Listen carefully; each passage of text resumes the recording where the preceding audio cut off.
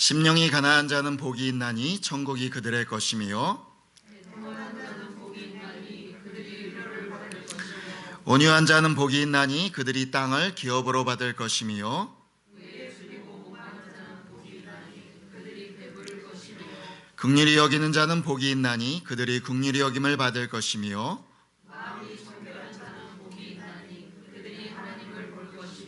화평케 하는 자는 복이 있나니 그들이 하나님의 아들이라 일컬음을 받을 것이며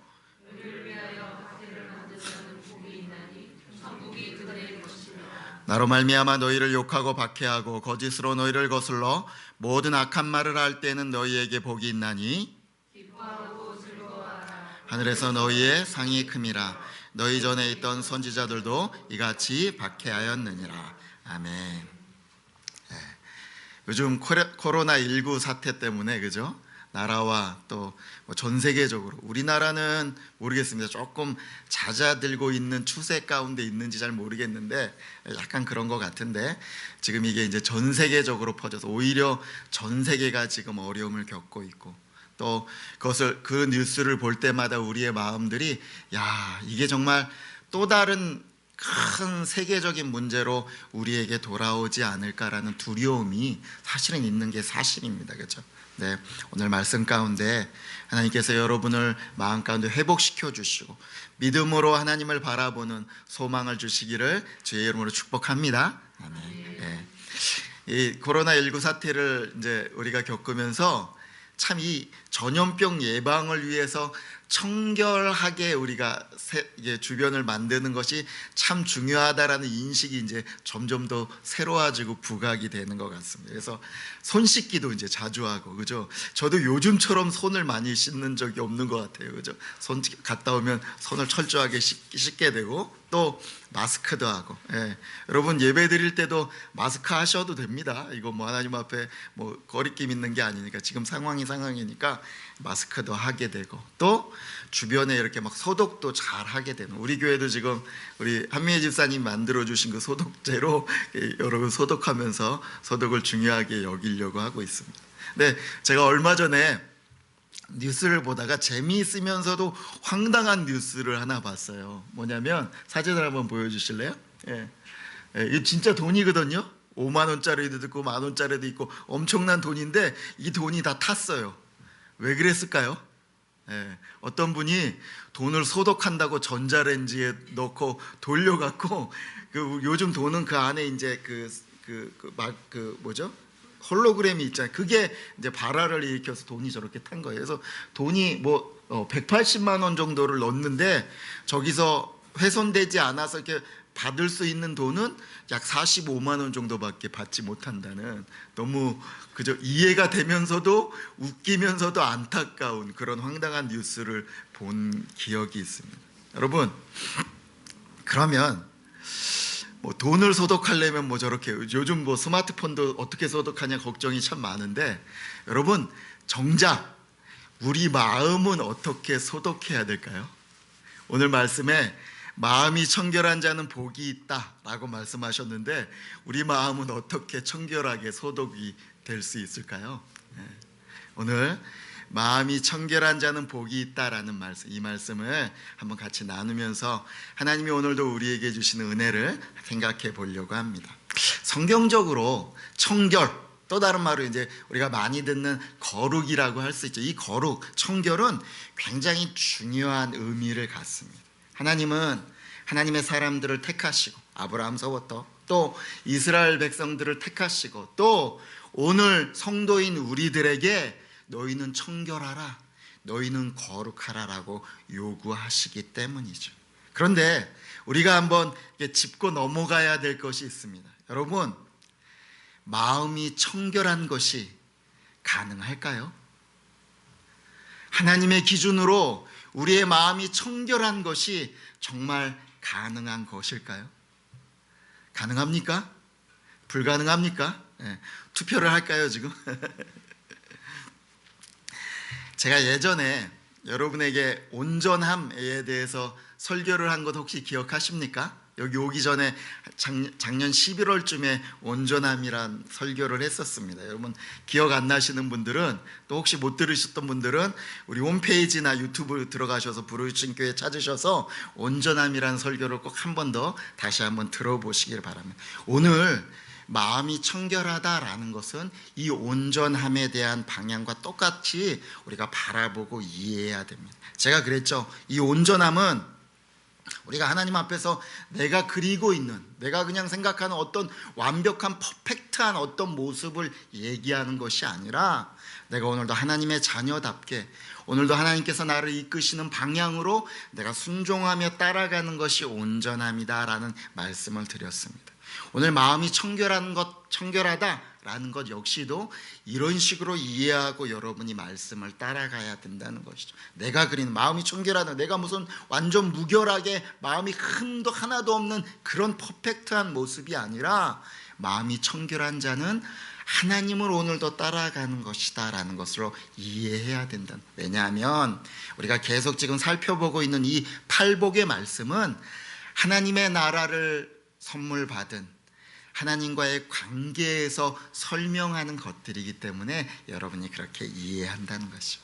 그러면 오늘 말씀에서 얘기하는 마음이 청결한 자는 도대체 어떤 사람일까요? 바로 마음이 청결한 자는 첫 번째로 예수 그리스도의 보혈로 씻음 받은 자다라고 말할 수 있는 것입니다. 여기 마음이라고 쓰인 헬라어는요, 카르디아라는 헬라어입니다. 이것은 우리 신체의 중심기관, 특별히 우리가 감정이나 어떤 것을 생각하는 사고들의 중심기관이고, 특별히 윤리적으로 또 종교적으로 어떤 행위를 할 때 그것이 시작되는 원천을 얘기할 때 쓰는 단어가 이 카르디아라는 단어입니다. 그리고 청결하다라고 말하는 이 카다로스라는 이 헬라어는요, 유대인들이 자신을 하나님 앞에 거룩하게 하기 위해서 하는 그 정결 예식을 얘기할 때 주로 쓰이는 단어가 이 카다로스라는 단어입니다. 제사를 드릴 때는 뭐 흠이 없다라고 할 때 쓰이는 의미를 담고 있는 단어이죠. 요한복음 2장에 보면요, 예수님께서 공생애를 시작하시면서 첫 번째로 이적을 베푼 사건이 등장합니다. 이거는 다른 복음서에는 등장하지 않고 오직 이 요한복음 2장에서만 등장하는 것입니다. 뭘까요?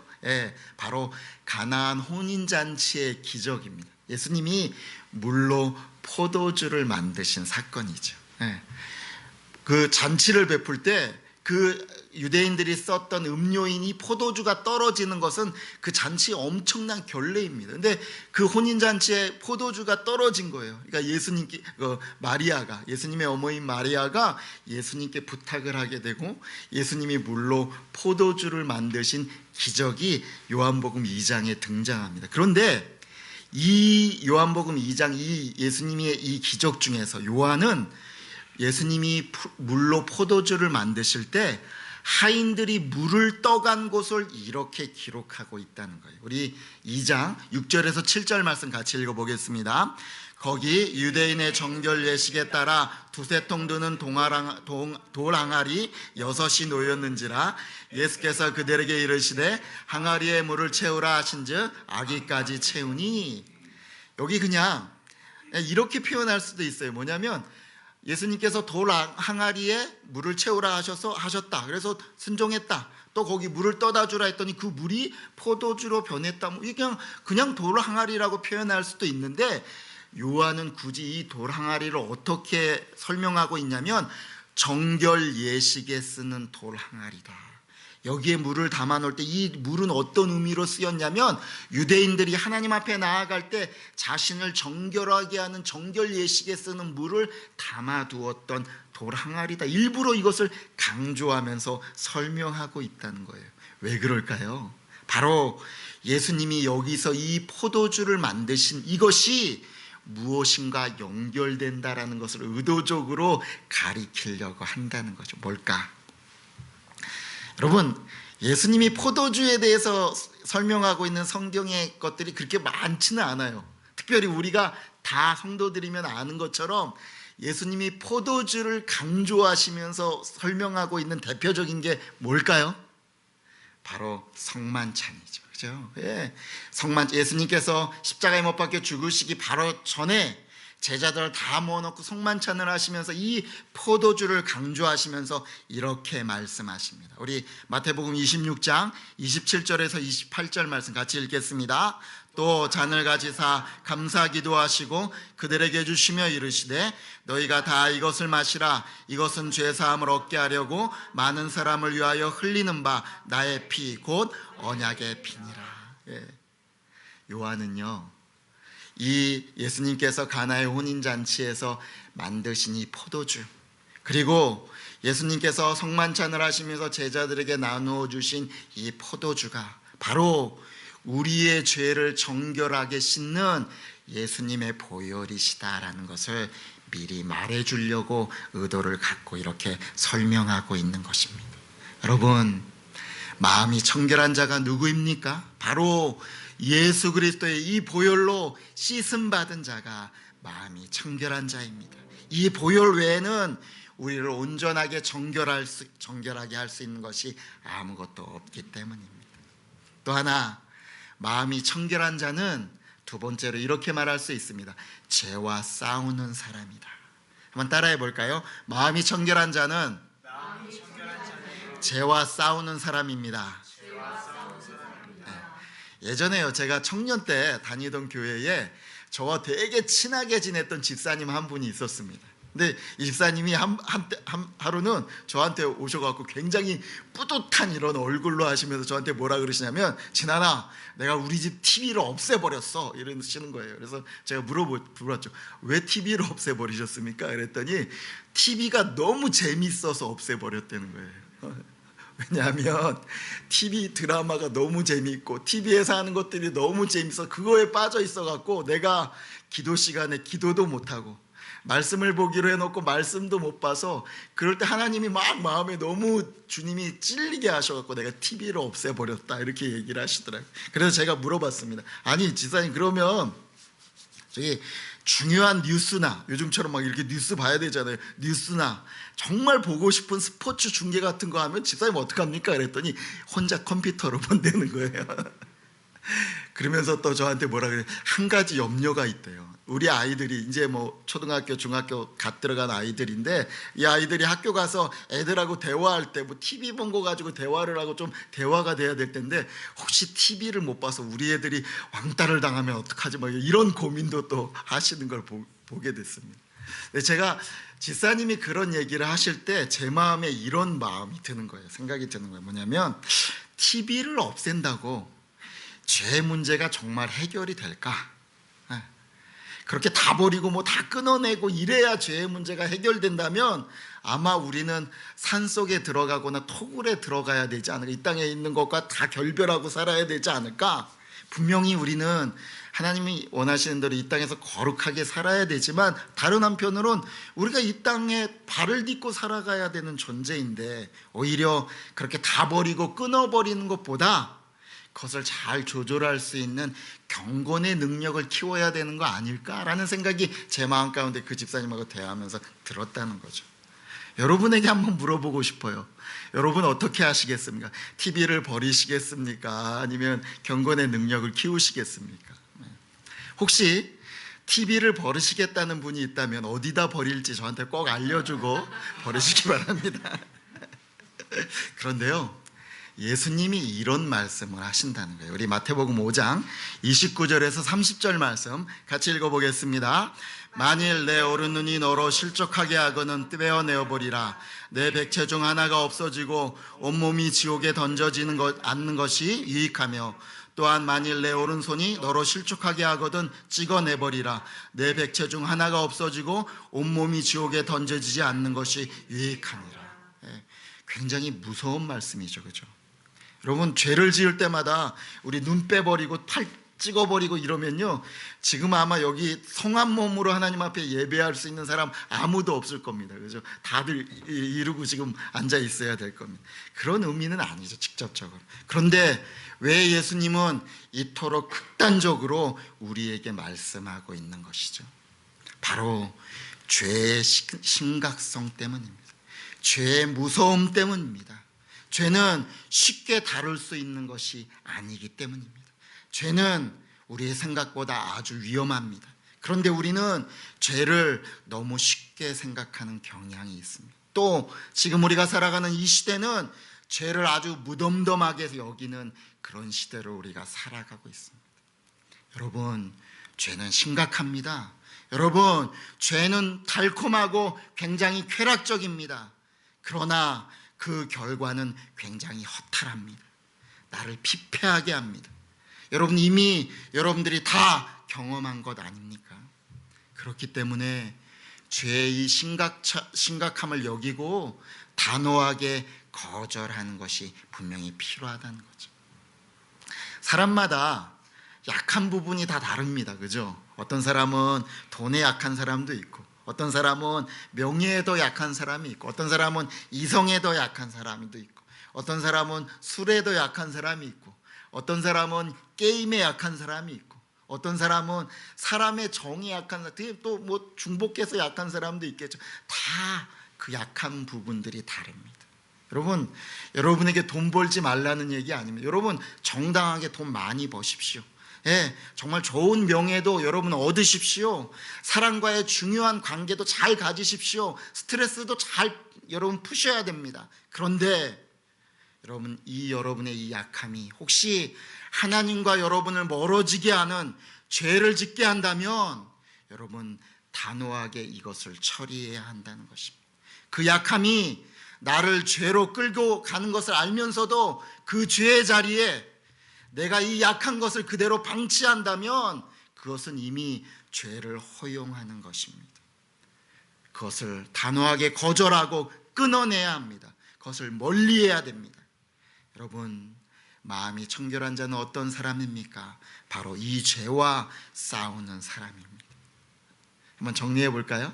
마음이 청결한 사람은 어떤 사람일까요? 첫 번째로 바로 예수 그리스도의 보혈로 씻음 받은 사람이고, 죄와 싸우는 사람, 이 사람이 성경이 얘기하는 마음이 청결한 사람입니다. 이런 사람에게 성경은 어떤 유익이 있다고 말하고 있습니까? 하나님을 볼 것이다 라고 약속하고 있습니다. 우리 출애굽기 33장 20절 말씀 같이 보겠습니다. 또 이르시되 내가 내 얼굴을 보지 못하리니 나를 보고 살 자가 없음이니라. 성경은요, 그런데 우리 인간이 하나님을 제대로 볼 수 없다라고 단호하게 오늘 말씀하고 있습니다. 구약 시대에 만약에 하나님을 본다라는 것은요, 바로 죽음을 의미했습니다.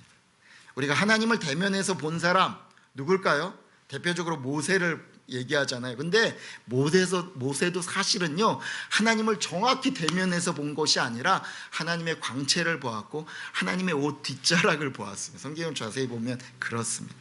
그렇게 하나님을 만났던 선지자들도 소명을 받았을 때 사실은 하나님의 사자를 만난 것이죠. 그런데 그 하나님의 사자만을 만났을 때에도 이렇게 말하고 있습니다. 나는 부정한 자로 태어나서 내가 거룩하신 하나님을 보았으니 나는 어찌할 거라고 막 두려워서 떨었습니다. 왜일까요? 바로 하나님의 얼굴을 본다는 것, 사람이 하나님의 얼굴을 본다는 것은요, 바로 죽음을 얘기했기 때문에 이렇게 두려워했다는 거예요. 그러면 오늘 마음이 청결한 자는 하나님을 볼 것이라고 분명히 얘기했는데 도대체 여기서 하나님을 본다는 의미는 무엇일까? 바로 하나님을 본다라고 말씀하는 것은 하나님의 임재를 경험하는 것입니다. 하나님과 영적인 만남을 의미하는 것이다. 우리 시편 24편 3절에서 6절 말씀 같이 읽어보겠습니다. 여호와의 산에 오를 자가 누구며 그의 거룩한 곳에 설 자가 누구인가? 곧 손이 깨끗하며 마음이 청결하며 뜻을 허탄한 데에 두지 아니하며 거짓 명세하지 아니하는 자로다. 그는 여호와께 복을 받고 구원의 하나님께 공의를 얻으리니 이는 여호와를 찾는 족속이요 야곱의 하나님의 얼굴을 구하는 자로다. 셀라. 지금 다윗이 하나님 앞에 예배하러 나가고 있습니다. 자기의 손과 마음을 청결하게 해서 하나님 앞에 나아갈 때 하나님이 주시는 그 복과 의를 힘입고 하나님을 만나게 된다라고 지금 얘기하고 있습니다. 그러면서 6절에서 한 번 더 이렇게 강조하죠. 뭐냐면 이는 왜냐하면 이란 뜻입니다. 왜냐하면 하나님의 얼굴을 구하는 것이기 때문이다라고 얘기하고, 여러분, 예배는 바로 우리가 하나님의 얼굴을 구하는 것입니다. 예배는 하나님의 임재를 경험하는 것입니다. 하나님의 얼굴을 본다는 것은 하나님과 영적인 만남을 갖는 것입니다. 그분이 그렇게 주시는 그 복과 의로움을 옴입는 것입니다. 그런데 문제는 우리 안에 죄가 있으면 이 죄의 상태로는 하나님의 이 임재를 경험할 수 없다는 것이, 하나님의 얼굴을 구할 수 없다는 것입니다. 왜 우리가 하나님께 나아갈 때 예수 그리스도의 보혈로 씻음을 받아야 됩니까? 이 죄를 해결할 수 있는 방법이 오직 예수 그리스도의 보혈밖에 없기 때문입니다.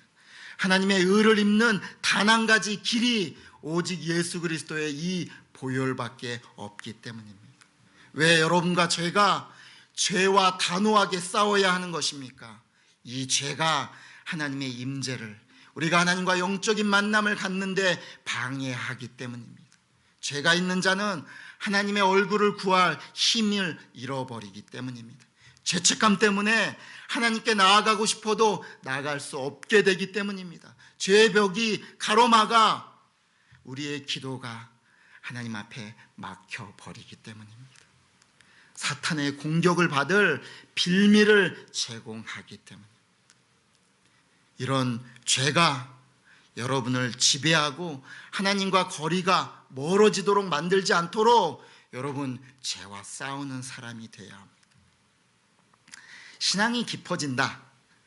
저는 이렇게 또 한번 설명하고 싶어요. 신앙이 깊어진다라는 것은 죄의 심각성을 알아가는 것입니다.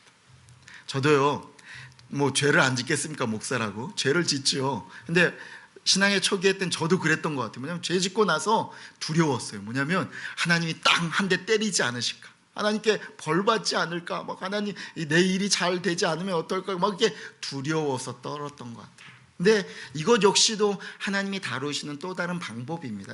그럴 수 있습니다.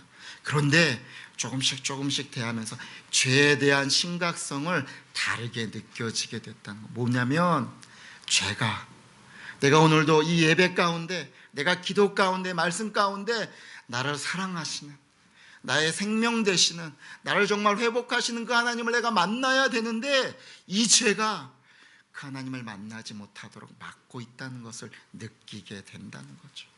또 하나, 내가 그 하나님, 그럼에도 불구하고 나를 사랑하시고 나를 바라보신, 또 내가 예수 그리스도를 닮아가면서 이 땅에서 하나님의 자녀로서 더 왕성하게, 더 축복 가운데 살아가기를 원하시고 나를 바라보시는 그 하나님의 마음에 내가 죄를 지음으로 실망을 드린다는 거예요.